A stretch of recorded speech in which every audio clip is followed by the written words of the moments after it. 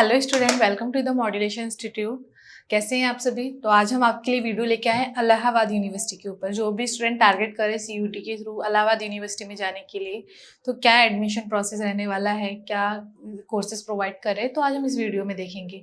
बात करते हैं इलाहाबाद यूनिवर्सिटी की एस्टेब्लिशमेंट की, कैसे स्टार्टिंग हुई। तो इलाहाबाद यूनिवर्सिटी 23 सितंबर 1887 को स्थापित हुई थी। उस टाइम जो संयुक्त प्रांत के जो लेफ्टिनेंट जनरल थे लॉर्ड म्योर की देखरेख में हुई थी। पहले से ऑक्सफोर्ड यूनिवर्सिटी के नाम से भी जाना जाता था। एंड आज हम बात करने वाले सीयूटी थ्रू जो भी स्टूडेंट टारगेट कर रहे हैं इलाहाबाद यूनिवर्सिटी में जाने के लिए, तो क्या प्रोसेस रहने वाला है, कैसे वो जाएंगे, कौन कौन से कोर्स के लिए क्या एलिजिबिलिटी क्राइटेरिया है, वो आज हम इस वीडियो में देखेंगे। तो वीडियो को लास्ट तक जरूर देखें। बात करते हैं इलाहाबाद यूनिवर्सिटी के बारे में। जो एक मैंने शॉर्ट हिस्ट्री बताई थी कि इसकी इस्टेब्लिशमेंट जो हुई थी 23 सितंबर 1887 को हुई थी, जो लॉर्ड म्योर के टाइम पे। ओके, तो आज हम इसमें जानेंगे कि क्या एलिजिबिलिटी क्राइटेरिया रहेगा, क्या फीस स्ट्रक्चर रहेगा, एडमिशन प्रोसेस एंड कौन कौन से कोर्स ऑफर कर रही है यूनिवर्सिटी। नेक्स्ट हम बात करते हैं कि यूनिवर्सिटी में कौन कौन से कॉलेजेस आते हैं। इसमें 11 कॉलेजेस आते हैं। कॉलेजेस की हम बात करते हैं तो पहला आता है Allahabad degree College, Arya Kanya Degree College, Chaudhary Mahadev Prasad Degree College, Ewing Christian College, Hamida Girls Degree College and Ishwar Sharan Degree College, Jagat Taran Girls Degree College, KP Training College and Raja Rishi Tandon Mahila Mahavidyalaya, Shyamal Das Sadan Lal Khanna Girls Degree College. ये सारे कॉलेजेस हैं जो कि इलाहाबाद यूनिवर्सिटी के अंडर में आते हैं, जहाँ से आप कोर्सेज कर सकते हैं। ये एफिलिएटेड कॉलेजेस हैं। ओके, नेक्स्ट हम बात करते हैं कि सीयूजी कोर्स के लिए जो भी जाना चाहते हैं तो क्या एलिजिबिलिटी क्राइटेरिया रहेगा। बात करते हैं नेशनलिटी की कि Indian national candidate will be eligible to apply. जो भी इंडियन के नेशनल के जो भी स्टूडेंट है वो इसके लिए एलिजिबल है अप्लाई करने के लिए। क्वालिफिकेशन क्या होनी चाहिए? क्वालिफिकेशन की बात करते हैं तो कैंडिडेट मस्ट पास 12th और it's equivalent exam to apply. जो भी स्टूडेंट 12th क्लास में हैं अभी एग्जाम देंगे एंड जो कर चुके हैं 12th क्वालिफाई कर चुके हैं, मतलब 12th एग्जाम दे चुके हैं, उनका स्कोर भी है, तो वो इसके लिए अप्लाई कर सकते हैं। एज लिमिट की बात करते हैं तो there will be no upper and lower age limit. यहाँ पर एज लिमिट का भी कोई क्राइटेरिया नहीं है, जो जैसा कि सभी यूनिवर्सिटी में बोल रहे हैं कि एज लिमिट का कोई क्राइटेरिया नहीं है। मार्क्स का क्राइटेरिया की अगर हम बात करते हैं तो ये डिपेंड करता है कोर्स के अकॉर्डिंग। ये डिपेंड करता है कि अलग अलग कोर्सेज के लिए क्या कट ऑफ रहेगी, उस अकॉर्डिंग मार्क्स भी आपको जो भी आप गेन करोगे उसके अकॉर्डिंग फिर आपका एडमिशन होगा। वो डिपेंड करता है कोर्स पे। एग्जाम मोड की हम बात करते हैं तो एग्जाम जो रहेगा वो आपका ऑनलाइन मोड में रहेगा। ये हम पहले भी बता चुके हैं, जो सीयूटी का एग्जाम होगा। नेक्स्ट हम बात करते हैं मीडियम की, तो जो एग्जाम रहने वाला है ना वो 13 लैंग्वेज में रहेगा। 30 लैंग्वेजेस में जिसमें आप कंफर्टेबल है आप एग्जाम दे सकते हैं। लाइक आपकी हिंदी अच्छी है या इंग्लिश है, पंजाबी है, जिस लैंग्वेज में आप कंफर्टेबल हैं वो आप चूज कर सकते हैं। ओके, नेक्स्ट बात करते हैं क्वेश्चन टाइप की। तो क्वेश्चन जो रहेंगे मल्टीपल क्वेश्चन रहेंगे, multiple choice question, MCQs question रहेंगे। 4 ऑप्शन दिए जाएंगे, उनमें से आपको टिक करना पड़ेगा। बात करते हैं मार्किंग स्कीम की। For each correct answer 5 marks. अगर आपका क्वेश्चन सही गया तो आपको 5 मार्क्स मिलते हैं एंड 1 नंबर के नेगेटिव मार्किंग भी है। इसमें नेगेटिव मार्किंग 1 मार्क की है। तो ये तो सीयूटी का था और ये यूनिवर्सिटी की साइड से ही निकाला डाटा कि क्या एलिजिबिलिटी क्राइटेरिया रहेगा यूजी कोर्सेज के लिए जो स्टूडेंट जाना चाहते हैं। ओके, नेक्स्ट हम बात करते हैं कि फॉर्म फिलिंग की डेट कब से स्टार्ट होगी, क्या प्रोसेस रहने वाला है।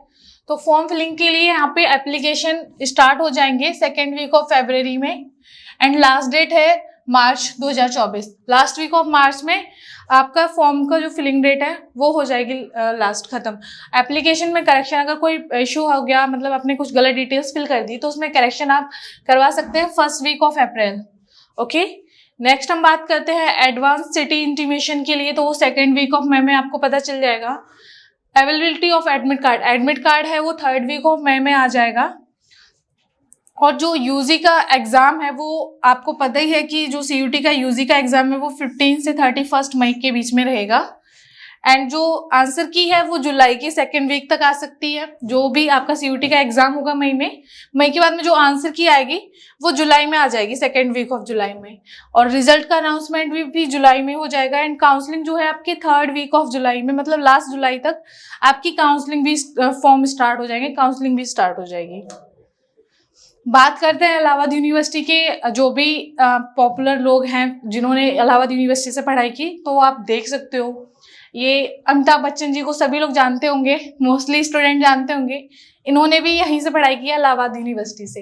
एंड कुछ ऐसे जो है नाम, जो स्पेशल नाम है, वो मैं आपको यहाँ पे दिखा देती हूँ कि राघवेंद्र स्वरूप पाठक ये 18वें चीफ जस्टिस थे इंटरनेशनल कोर्ट ऑफ जस्टिस के।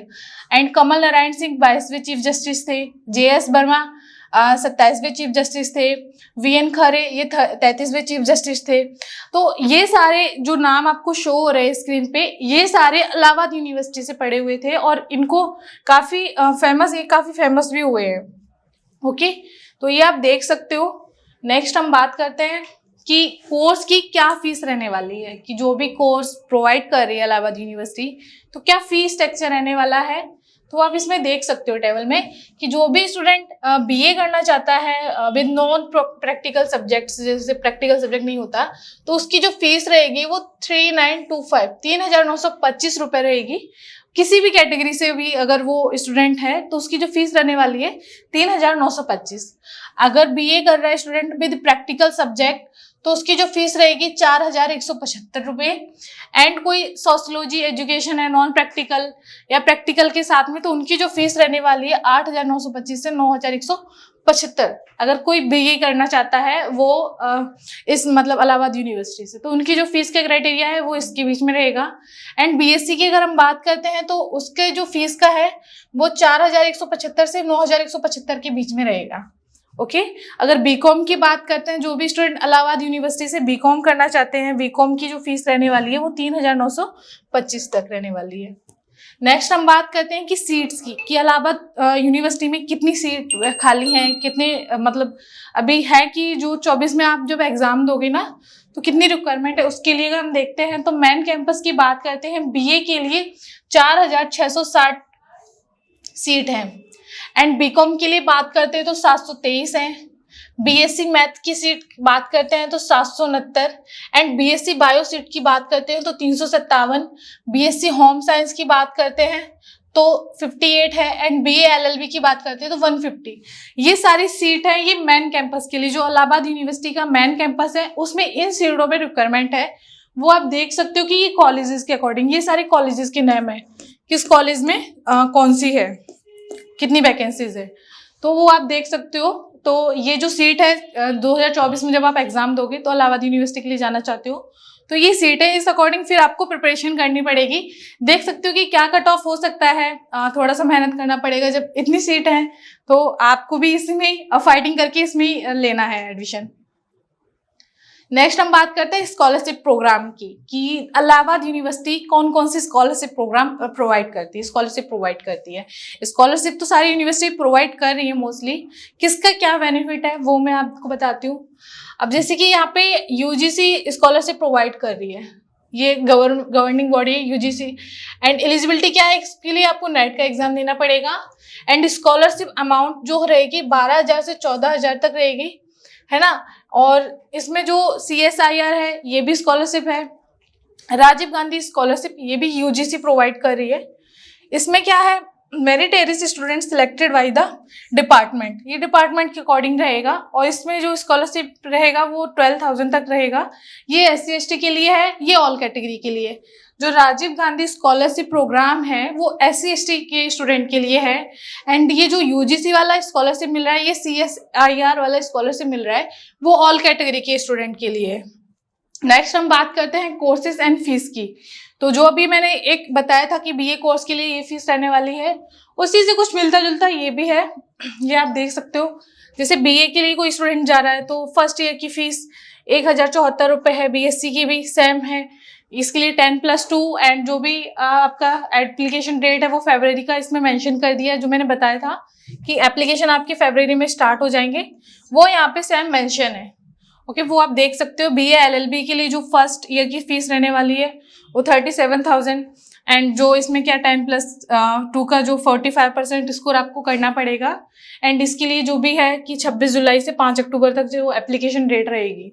ओके, तो ये आप देख सकते हो इलाहाबाद यूनिवर्सिटी के बारे में। एंड काउंसलिंग की बात करते हैं, जैसे आपने एग्जाम भी दे दिया, फॉर्म अप्लाई किया, एग्जाम दे दिया, रिजल्ट आ गया, फिर होती है आपकी काउंसलिंग। काउंसलिंग के लिए क्या क्या चाहिए? After a few days of the declaration of result के डिक्लेयर होने के कुछ दिनों के बाद में university publish the merit list for the various UG and PG courses के लिए। जब आपका रिजल्ट आ जाता है उसके बाद में यूनिवर्सिटी मेरिट लिस्ट पब्लिश करती है, जो भी कोर्सेज वो प्रोवाइड कर रही है उसके लिए। फिर according to the merit list candidate are called for the counselling. Merit list के अकॉर्डिंग जो भी स्टूडेंट मेरिट लिस्ट में जिसका नाम होगा उनको काउंसलिंग के लिए बुलाया जाएगा। अब काउंसलिंग के लिए जाते टाइम आपको किन किन चीज़ों का ध्यान रखना है, कौन कौन से डॉक्यूमेंट्स लेके जाने हैं, वो आज हम आपको बताने वाले हैं। डॉक्यूमेंट्स कौन कौन से चाहिए, तो अगर हम बात करते हैं लिस्टेड ओरिजिनल डॉक्यूमेंट, जो भी स्टूडेंट जाएगा तो वो जो ओरिजिनल डॉक्यूमेंट है उसकी एक फोटोकॉपी लेके जाना पड़ेगा। लाइक आपको पहले 10th 12th का सर्टिफिकेट, मार्किंग जो है ना मार्कशीट, उसके सर्टिफिकेट की फोटोकॉपी, स्कोर कार्ड जो भी है सीयूईटी का उसकी फोटोकॉपी, ट्रांसफर सर्टिफिकेट और माइग्रेशन सर्टिफिकेट, एडमिट कार्ड जो आपका इशू हुआ था यूनिवर्सिटी के थ्रू, जो भी सीयूईटी का आपने एग्जाम दिया था, उसके बाद में कैटेगरी सर्टिफिकेट, जो भी जिस कैटेगरी से आप बिलोंग करते हो, जैसे जनरल, ओबीसी, एससी, एसटी, अगर आप हैं तो आपको कैटेगरी सर्टिफिकेट भी ले जाना जरूरी है। एक पासपोर्ट साइज फोटोग्राफ चाहिए, आधार कार्ड की फोटोकॉपी चाहिए, और income certificate of the parents. जो भी स्टूडेंट जाना चाहते हैं इसमें, तो अगर मान लीजिए उनके पेरेंट्स का मतलब जब आप जा रहे हो तो स्कॉलरशिप के लिए ना वहाँ पे इनकम सर्टिफिकेट भी लगता है, तो आपको इनकम सर्टिफिकेट का भी फोटोकॉपी एक लेके जाना पड़ेगा। नेक्स्ट हम जब बात करते हैं क्या क्या आपकी प्रिपरेशन में प्रॉब्लम्स आ रही हैं, तो कैसे आप प्रिपरेशन करो, क्या स्ट्रेटजी बनाओ, तो थोड़ा उसके बारे में बात कर लेते हैं। ये सारा कुछ था कि क्या क्या यूनिवर्सिटी प्रोवाइड करा रही है, कोर्सेज के फीस के बारे में, एंड कैसे आप इसमें एडमिशन लोगे, वो सारा मैंने आपको इसमें बता दिया। अब हम बात करते हैं कि आप प्रिपरेशन कैसे करोगे। इतना सारा सिलेबस है, सिलेबस भी कंप्लीट करना है, साथ में बोर्ड का भी है स्टूडेंट का, एंड बहुत सारी चीज़ें, बहुत डिप्रेशन हो जाता है बच्चों को। डिप्रेशन नहीं करना है, टेंशन नहीं लेनी है, आराम से कूल होके पढ़ना है। ठीक है, क्या करना है, सबसे पहले अपना एक टाइम टेबल बनाओ, खुद से एक टाइम टेबल बनाओ कि जिस टाइम आप फ्री रहते हो। मान लीजिए आप डेली 5 to 6 आवर पढ़ना चाहते हो, तो ये अपना डेली का रूटीन बनाओ कि आपको 6 आवर सेटिंग करनी है, आपने इतना पढ़ना है डेली। ठीक है, अपना एक टाइम टेबल बना के चलो। उसके बाद में सिलेबस को समझो, जो भी सिलेबस है आपको उसको समझना पड़ेगा कि सिलेबस में क्या है, कि कौन कौन से टॉपिक हैं, कौन सा चैप्टर इंपॉर्टेंट है, किससे क्वेश्चन ज़्यादा आ रहे हैं, वो आपको समझना पड़ेगा। क्योंकि सिलेबस बहुत सारा है, हमें पढ़ना क्या है कि जो इम्पोर्टेंट है हमारे लिए। हम सारा पढ़ के एकदम ज्ञानी नहीं बन जाएंगे, हमें एग्जाम को क्वालिफाई करना है। ओके, तो हमें उस अकॉर्डिंग अपनी एक स्ट्रेटजी बनानी पड़ेगी। तो गिवन एक्स्ट्रा टाइम, तो सब्जेक्ट को समझने के लिए टाइम दो, सब्जेक्ट समझो, टॉपिक समझो उसके, अच्छा एक गुड मटेरियल चूज करो जो आपकी हेल्प करे आगे पढ़ने में। तो जो भी, एंड उसके बाद में कुछ टॉपिक जो भी डाउट रहता है आपको, कुछ टॉपिक समझ नहीं आ रहा, तो उसको डिस्कस करो किसी से, अपने फ्रेंड से, अपने टीचर से या पेरेंट्स से डिस्कस करो जो टॉपिक समझ नहीं आ रहा आपको। इससे क्या रहता है कि टॉपिक कुछ जो आपके डाउट रहते हैं वो क्लियर होते हैं, एंड काफ़ी सारे कॉन्सेप्ट भी आपको मिलते हैं। और पैनिक होने की नीड नहीं है, खुद का हेल्थ का भी ख्याल रखना है। ऐसा नहीं कि आप 10-10 घंटे पढ़ रहे हैं, खाना नहीं टाइम से खा रहे हैं, थोड़ा माइंड को रिफ्रेश करना भी जरूरी है। तो इसलिए सारी चीज़ों को ध्यान में रखना है, पढ़ाई को भी, अपनी हेल्थ को भी।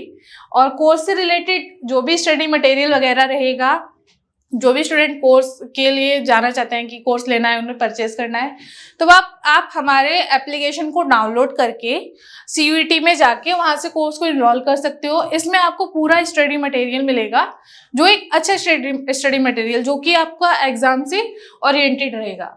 इसमें आपको रिकॉर्डेड वीडियो लेक्चर भी मिलेंगे, चैप्टर वाइज पीडीएफ नोट्स भी मिलेंगे, previous year question paper with solution, doubt session रहेंगी, आपकी लाइव क्लासेस भी रहेंगी।